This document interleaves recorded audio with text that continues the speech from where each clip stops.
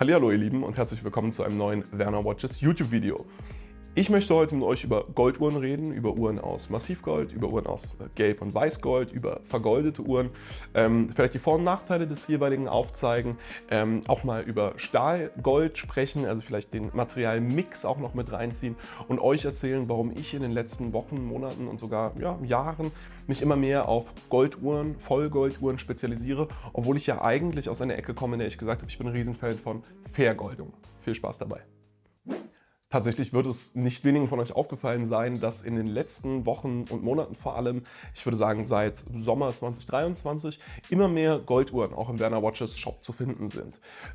Und mir ist es ein Anliegen, euch einfach mal zu erzählen, woran es liegt, was sich auch in mir verändert hat, dass ich mich immer mehr in Richtung goldene Uhren entwickelt habe und warum ich der festen Überzeugung bin, dass auch so eine Golduhr Sinn macht in so einer Sammlung. Und in allererster Linie, das erzähle ich euch sicherlich nichts, hat es damit zu tun, wie sich mein persönliches Interesse, das geht immer damit einher, wie sich auch mein professionelles Interesse innerhalb meiner Uhrenleidenschaft verändert hat. Und zwar, ihr wisst es alle, ich bin moderat spezialisiert, aber auf jeden Fall habe ich mich so ein bisschen verguckt in Cartier und ich habe für mich einfach feststellen dürfen, dass die weitesten Differenzen bei Cartier und die meiste Variety bei Cartier tatsächlich in Kollektionen zu finden ist, in denen Cartier leider einfach nur massiv goldene Gehäuse angeboten hat. So kam das alles nämlich eigentlich. Ich habe mich auf der Begriff folgt euch sicherlich mittlerweile alle schon, ich habe mich ja ein bisschen auf die Louis Cartier Kollektion eingeschossen, habe da viele Modelle gekauft, verkauft, gesucht und in dieser Kollektion gibt es einfach nur vollgoldene Uhren. Und so habe ich dann irgendwie, wie gesagt, Mitte letzten Jahres angefangen, immer mehr vollgoldene, in dem Fall 14 oder meistens eben 18 Karat, gelbgoldene Uhren zu kaufen und entsprechend aber auch zu verkaufen. Und in dieser Zeit, gerade im Sommer muss man natürlich sagen, habe ich sie entsprechend auch mehr getragen und da hat sich ein bisschen was in mir getan. Denn es ist so, ich glaube, da muss ich niemandem von euch was erzählen, es gibt einen Grund, wieso Gold das Material schlechthin ist in der Luxusbranche, aber auch so. Ich meine, Gold ist ja auch als Investment, als Geldanlage beliebtes Gut. Gold ist zur Veredelung, Gold ist als Farbe beliebt und es gibt einen Grund, ich glaube, den kann man gar nicht so genau aufzeigen. Es ist was Menschheitshistorisches, es ist diese Verbreitung von Gold und es ist einfach diese Rarität oder diese Besonderheit von Gold. Wobei ich lustigerweise mal einen Artikel gelesen habe, der darüber spricht, dass das gar nicht so richtig wäre, dass Gold gar nicht so selten vorkommt, wie man eigentlich denkt. Aber ich bin nicht hier, um das zu beurteilen. Es geht um die Erzählung und um die Romantik hinter Gold. Und das in einem Luxusprodukt, wenn man mal ehrlich ist, dem unnötigsten aller Luxusprodukte, nämlich der Luxusuhr, hat einfach eine Romantik, die mir persönlich sehr, sehr zugesagt hat. Und das in Kombination, beziehungsweise sogar vorangetrieben durch dieses Sammeln, Kaufen und Verkaufen von Uhren aus der Louis Cartier Kollektion, hat mich immer mehr in den Sog des Goldes irgendwie hineingesogen. Und von da an kam, auch das werden viele von euch verstanden oder mitbekommen haben, kam ja Piaget. Ich habe angefangen, immer mehr Piaget zu machen. Ich bin und bleibe ein Cartier-Händler, aber Piaget begeistert mich, privat sowie geschäftlich. Und deswegen habe ich angefangen, auch immer mehr Piaget-Uhren zu verkaufen. Und bei Piaget gilt das Gleiche. Piaget-Uhren gibt es teilweise sogar nur in Massivgold. Ich habe neulich noch eine tolle Werbeanzeige von einer Piaget Polo, die Uhr, die ich hier übrigens auch trage, gesehen. Da stand, wir fertigen nur Golduhren. Und dann gab es halt so ein bisschen Werbegebrabbel. Das ist ein Prestigemerkmal, das ist was ganz, ganz Besonderes. Und diese Kombination aus verschiedenen Faktoren hat dafür gesorgt, dass ich immer mehr Golduhren getragen und im Shop hatte und wie auch immer. Und ich habe gemerkt, dass das den Leuten gefällt. Ich habe gemerkt, dass ihr das alle sehr, sehr gerne seht. Und ich habe aber auch gemerkt, dass es eine sehr angenehme Art und Weise hat, Gold zu tragen. Denn ich finde, und das ist ein Pro-Argument, ich finde, diese negative Behaftung von Gold, gerade im Westen der Welt, hat sich so ein bisschen gelöst.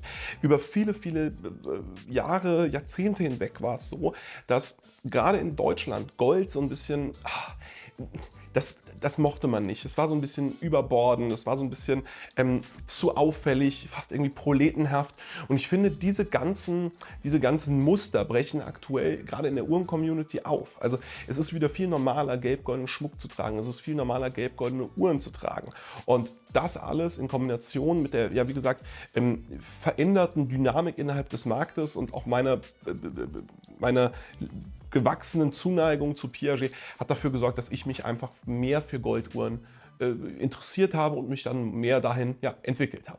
Hierbei beziehe ich mich jetzt aber tatsächlich nur auf Gelb oder Rosé, wobei bei Vintage-Uhren hast du so gut wie nie Roségold, und nicht auf Weißgold. Weißgold ist tatsächlich nochmal eine ganz andere Geschichte. Woran liegt das? Weißgold fühlt sich zwar an wie Gold, aber Weißgold sieht nicht aus wie Gold. Und ich finde, das hat zum einen einen wahnsinnigen Charme, ähnlich wie Platin, muss man an der Stelle sagen. Es hat aber auch Nachteile, denn es ist schon so, gerade für mich aus Händlerperspektive, mit einigen wenigen Ausnahmen, die Person, die eine weiß-goldene Uhr kauft, die Person, die eine Platin-Uhr kauft, in dem Fall auch, das ist eine sehr spezielle Person. Das ist eine Person, die bereit ist, den Preis von Gelbgold zu zahlen, ohne sozusagen die Anerkennung für Gelbgold zu bekommen. Ich hatte vor nicht allzu langer Zeit erst privat die Situation, ich habe ja eine wunderschöne weiß-goldene IWC im Inventar, über die habe ich auch schon mal ein Video gedreht. Da war ich, da wurde es doch ein bisschen später, an einem Freitagabend, und ich hatte diese weiß-goldene IWC an. Total tolle Uhr, ich habe es total genossen, die zu tragen. Um mich rum natürlich allesamt Leute mit irgendwie Golduhren oder anderen auffälligen, teuren Uhren. Und da muss man schon irgendwie ein gewisser Charakter für sein, um dann nicht wie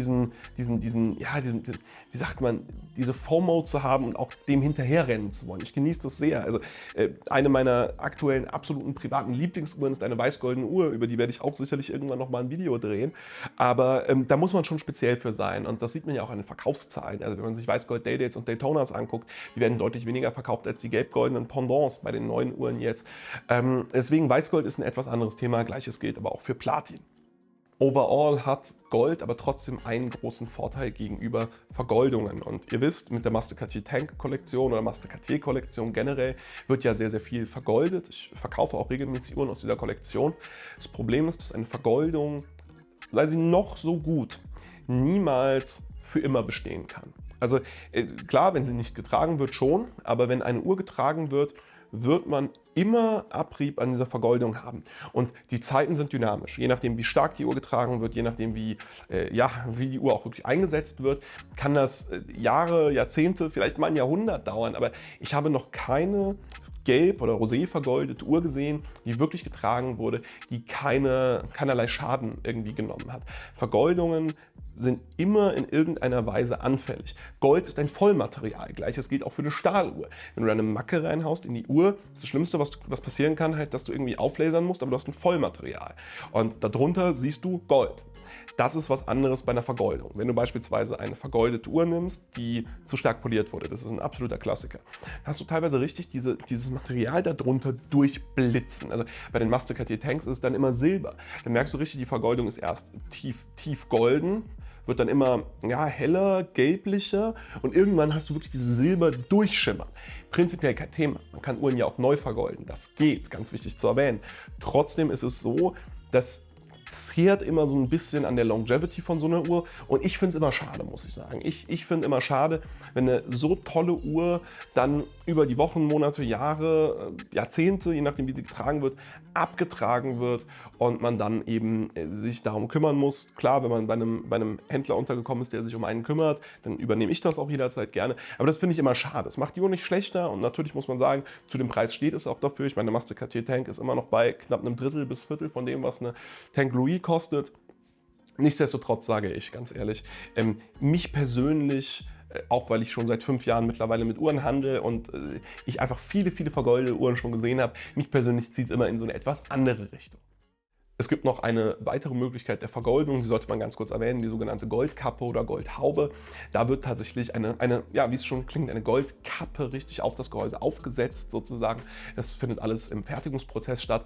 Da hast du dieses Problem eher weniger, aber selbst da habe ich schon immer mal wieder gesehen, gerade bei älteren Omega-Uhren, zum Beispiel aus den 50er Jahren oder noch früher, dass selbst da die Goldkappen teilweise schon abgetragen sind, weil es mal eine Macke gab, weil sie zu stark poliert wurden oder wie auch immer.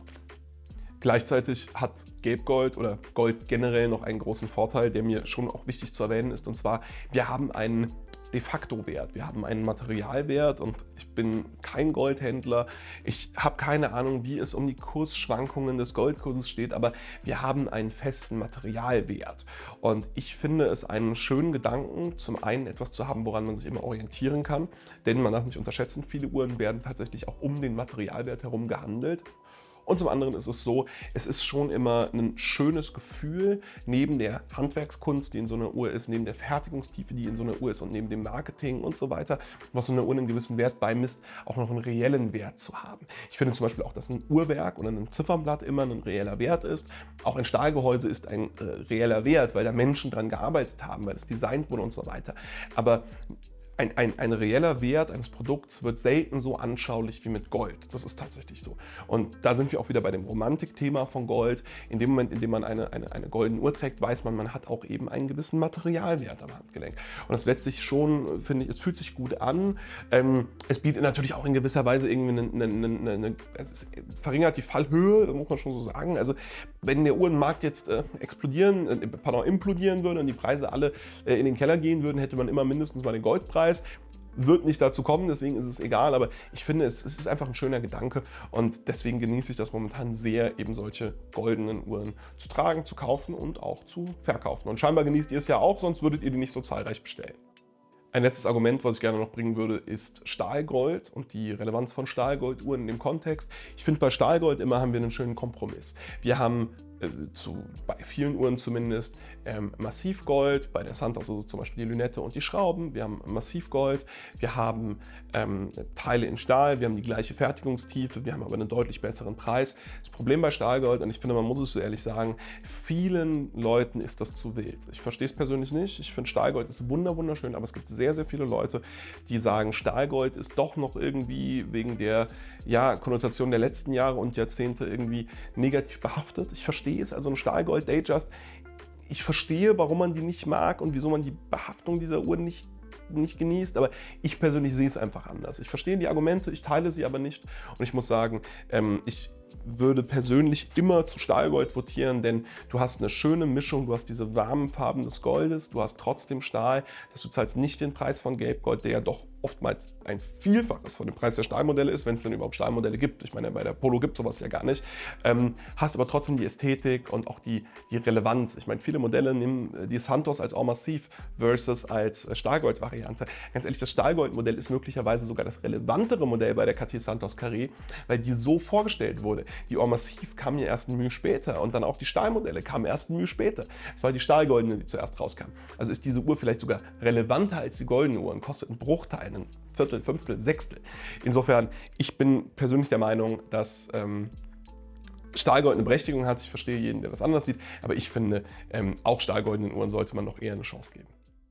So ihr Lieben, das war es schon wieder mit dem Video. Ich hoffe, ihr könnt meine Perspektive verstehen. Ich hoffe, ihr teilt sie vielleicht sogar. Wenn ihr sie nicht teilt, lasst gerne mal einen Kommentar da, welche Materialien ihr am liebsten tragt und ob ihr vielleicht auch so ein Golduhrenträger geworden seid, wie ich es aktuell bin. Gerade jetzt, wo der Sommer vor der Tür steht, machen mir die Dinger schon echt viel Spaß, muss ich sagen.